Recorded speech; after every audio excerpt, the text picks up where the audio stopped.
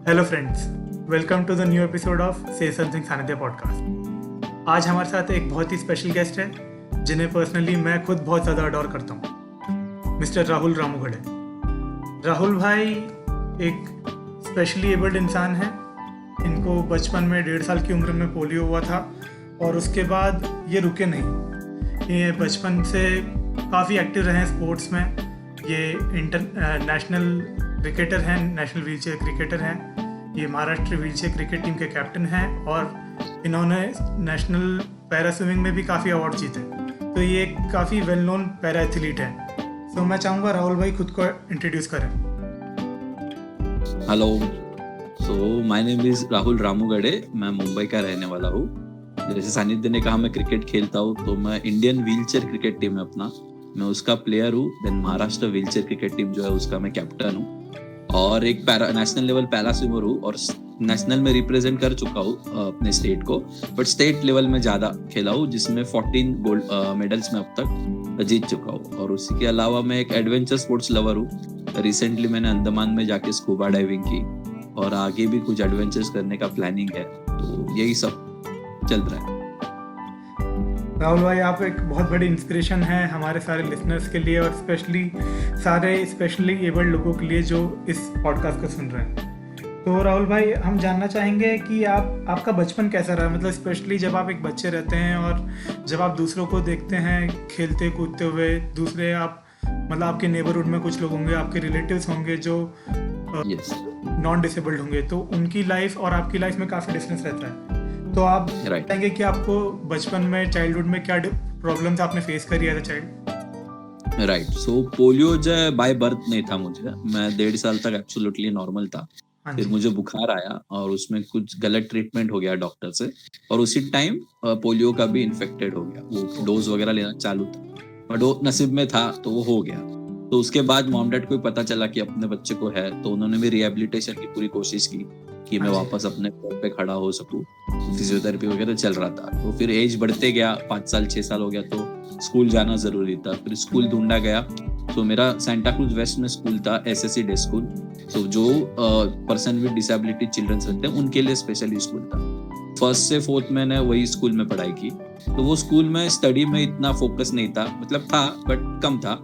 But बाकी जो activity है, स्पोर्ट्स हो गया या फिर तुम्हें कैसे इंडिपेंडेंट बनाया जाए, बस में कैसे चढ़ते हैं, कैलिफर यूज करता था तभी मैं, वो कैसे यूज होता है, ट्रैवलिंग करते हो क्या चीजें सीखनी चाहिए तुम्हें as a person with disability. तभी व्हीलचेयर नहीं यूज करता था मैं, क्रचेस यूज करके चलता था, कैलिफर। तो उस पर फोकस किया गया। उसके बाद मैं 5th to 10th मेरा जो है वो मैंने एक एबल बॉडी जो नॉर्मल लोगों का स्कूल होता है उसमें मैंने स्टडी की।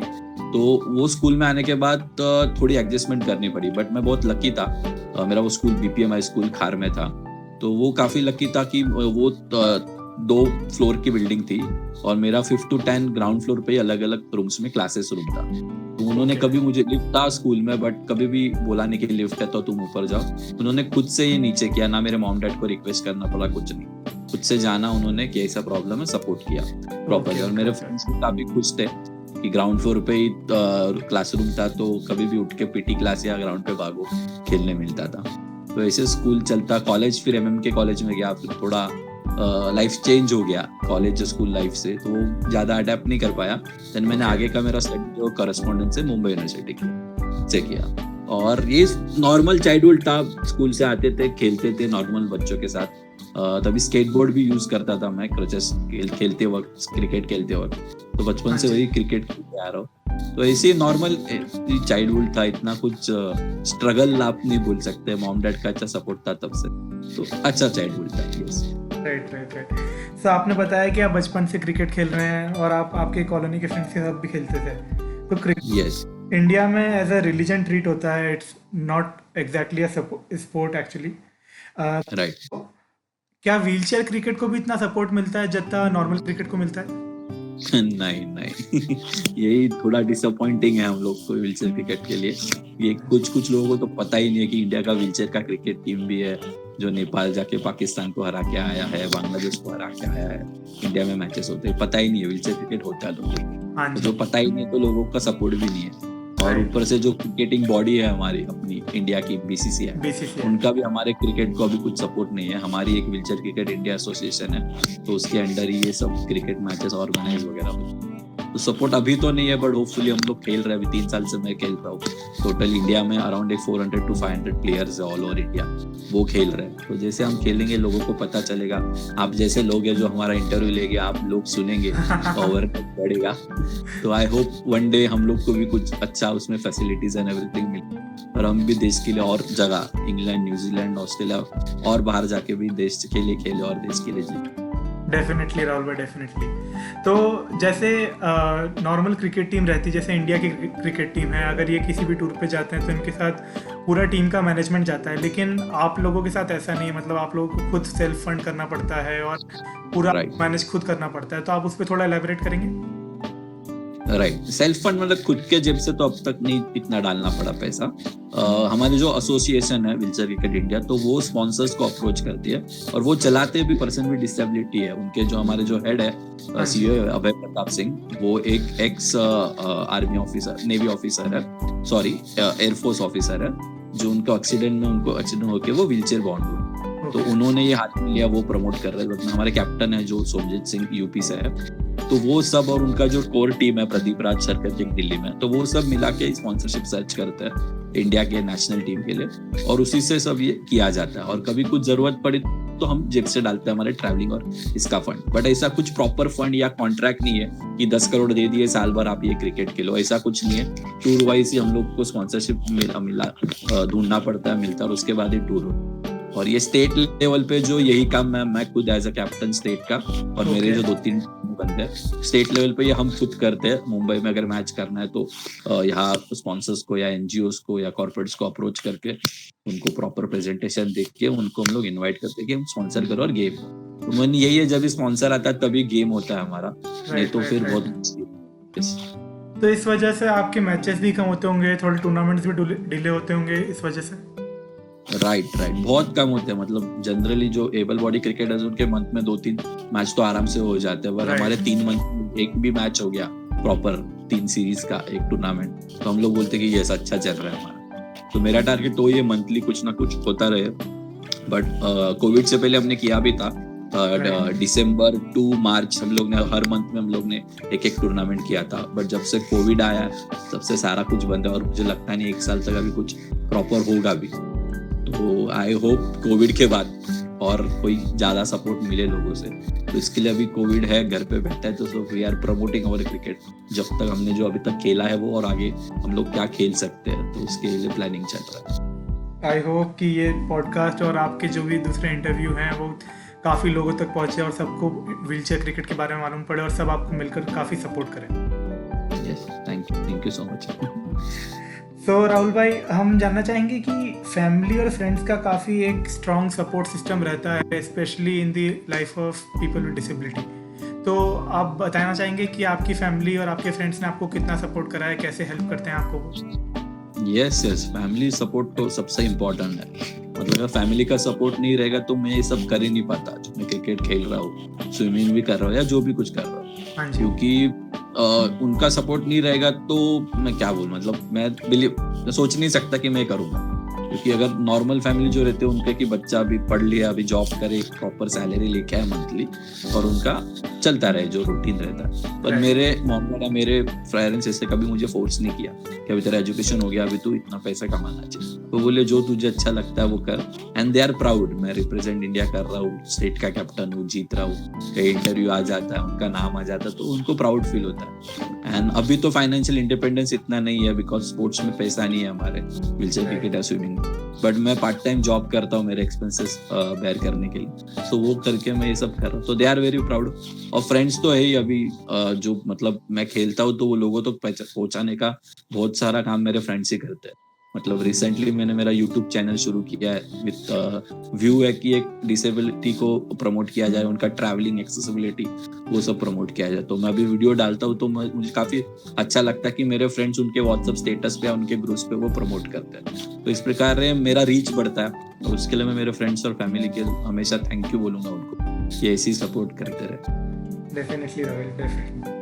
सर राहुल भाई, हम थोड़ा पैरा स्पोर्ट्स के स्टेट के बारे में बात करना चाहेंगे कि इंडिया में पैरा स्पोर्ट्स के लिए कितना इंफ्रास्ट्रक्चर रेडी है और किस तरह आपके लिए एक्सेसिबिलिटी एक प्रॉब्लम रहती है कभी कभी आपको जब स्विमिंग पूल चूज़ करना पड़ता है या फिर कभी कोई ग्राउंड चूज़ करना पड़ता है उसमें। राइट। सो मैं थोड़ा पहले पैरा स्पोर्ट्स के बारे में बता दूं। पैरा स्पोर्ट्स अभी इंडिया के चल रहा है, मुझे अच्छे लेवल जो टॉप लेवल के एथलीट है, दीपा मलिक जी हो गए, सुयश यादव हो गया, या मानसी जोशी बैडमिंटन जो खेलते वो हो गया, तो उनके लिए अभी एक बार सेट हो गया और वो परफॉर्मेंस कर रहे हैं। बट उनको वहां पहुंचने के लिए एक 5 साल 6 साल 10 साल, या सुयश को मैंने पर्सनली देखा है 8 साल वो बंदे ने मेहनत किया तभी जाके वो लेवल पे पहुंचा है। राइट। और उसको ग्राउंड लेवल पे कुछ सपोर्ट नहीं मिला था, उसको भी पूल के लिए झगड़ना पड़ता था, जिसको मेरे को थोड़े साल पहले मैं झगड़ रहा था स्विमिंग पूल के लिए। तो अगर मेरे ख्याल से अगर गवर्नमेंट या जो भी इंस्टीट्यूट है कर रहा है वो ग्राउंड लेवल पे फोकस करे, टैलेंट यंग हो रॉ हो तभी से उनको करे, तो उनका स्ट्रगल टाइम कम हो जाएगा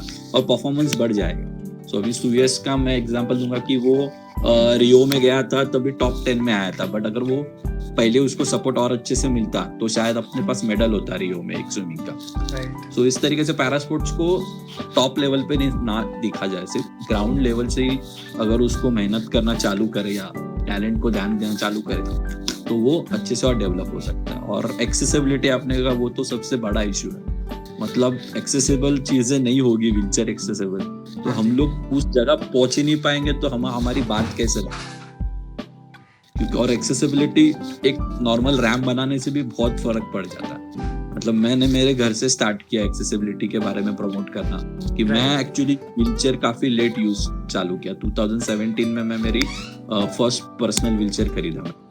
सो तभी मुझे रियलाइज हुआ कि मैं ग्राउंड फ्लोर पे रहता हूँ, बट एंट्री से नीचे जाने के लिए मेरे को 3 स्टेप उतरना पड़ेगा और वो व्हीलचेयर से मैं इजीली नहीं मैनेज हो सकता अकेले से। तो मैं LIC स्टाफ क्वार्टर्स में रहता हूँ, तो मैंने उनको लेटर लिखा कि मुझे एक रैम्प बना के चाहिए था, सो मैं इजीली एक्सेस कर पाऊँ व्हीलचेयर। सो 3 महीने फॉलोअप वगैरह करके वो रैम्प बना दिया, कुछ लोगों की परमिशन लेनी पड़ी कॉलोनी में मुझे। तो अभी वो अच्छे यूज हो रहा है, मैं आराम से जा रहा हूँ, आराम से आ रहा हूँ। बट उसका आगे यूज क्या हुआ, तो मेरा मुंबई में लो लाइन एरिया में घर है, तो बारिश अगर ज्यादा गिर जाए तो वहाँ पानी भर जाता है मेरे यहाँ। तो जब भी पानी भरता है तभी जो कॉलोनी के बाइक्स थे लोगों के 2 व्हीलर्स, तो उनको थोड़ा ऊपर लेने की जरूरत रहती है उनको सेव करने के लिए पानी। तो मेरे बाकी 2 बिल्डिंग है तो उसमें रैंप नहीं है, तो उधर स्टेप्स है 3, तो लोग बाइक अपना उठा के ऊपर रख लेते हैं। और जो मेरे बिल्डिंग में रैंप बना था, मेरे बिल्डिंग के जो फ्रेंड्स और कुछ आंटीज रहते हैं वो आराम से अपना ड्राइव करके उन्होंने ऊपर लाके पार्क कर दिया। तो तभी मेरे को रियलाइज हुआ कि ये रैंप तो मैंने मेरे लिए बनाया था व्हीलचेयर से आने जाने की, बट अभी ये जब प्रॉब्लम आ रहा है तभी वो एबल बॉडी लोग भी यूज कर रहे हैं। सबके काम एक्सेसिबिलिटी जो है वो सारे के लिए होती है। तो मैंने और उसमें थिंक किया कि अगर कोई किसका फ्रैक्चर हो गया पैर, या कोई एजेड है, या फिर जाने दो आप कहीं जा रहे हो लगेज लेके बड़े, तो वो आप जो बैग है वो 3 स्टेप उठा के नीचे रखना पसंद करोगे कि उसमें रोल करके लेके जाना पसंद करोगे।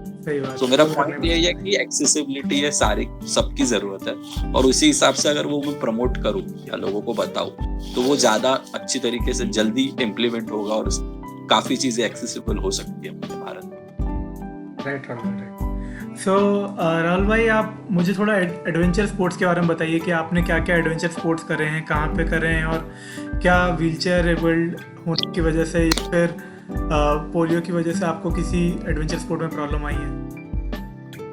ओके, सो ये एडवेंचर स्पोर्ट्स का चस्का मुझे बोल सकते हैं कि एक एडवेंचर बियॉन्ड बैरियर करके एक फाउंडेशन है पुणे में, जो उसके जो हेड है वो दिव्यांशु गणत है, वो खुद ब्लाइंड है। तो उन्होंने का ये थॉट है कि पर्सन विद डिसेबिलिटी हुआ तो क्या हुआ, why can't they do adventure sports, why can't they take that experience in life. तो वही थॉट उनका मुझे फेसबुक पे अच्छा लगा, मैंने देखा तो मैंने उनसे बात किया। तो फर्स्ट मेरा एडवेंचर स्पोर्ट्स था वॉल क्लाइंबिंग, एक 40 फुट का वॉल थी, उसको क्लाइंब करना था सब हार्नेस वगैरह लगा के। सो मैंने वो ट्राई किया, तो ठीक था एक्सपीरियंस, इतना कुछ ज्यादा मजा नहीं आया मुझे। मैं एक 20 फीट तक गया, बाद में थक गया और नीचे तभी उनसे बात करके पता चला कि उनका एक चंडीगढ़ में इवेंट है कुछ मंथ में पैरा मोटरिंग का।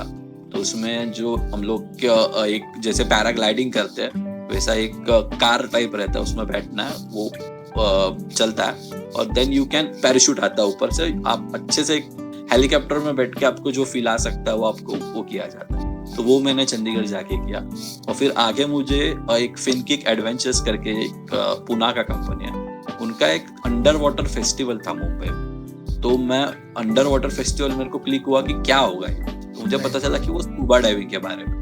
सो वो फेस्टिवल मैंने अटेंड किया और मैं जाने के बाद वहाँ जो ट्रेनर था मैंने उनको बताया कि मुझे ये ट्राई करना है, मैं स्विमिंग वगैरह हो। तो मैं रजिस्टर वगैरह कुछ किया नहीं था, बट उन्होंने मुझे ट्राई करवाया। तो मुझे वो काफी अच्छा लगा क्योंकि स्विमिंग तो पसंद था, बट वो पानी के सरफेस के ऊपर कर रहा था, तो स्कूबा डाइविंग नीचे काफी अच्छा लगा। सो मैं उनसे बात करके चालू किया, वो पुणे में जाके किया।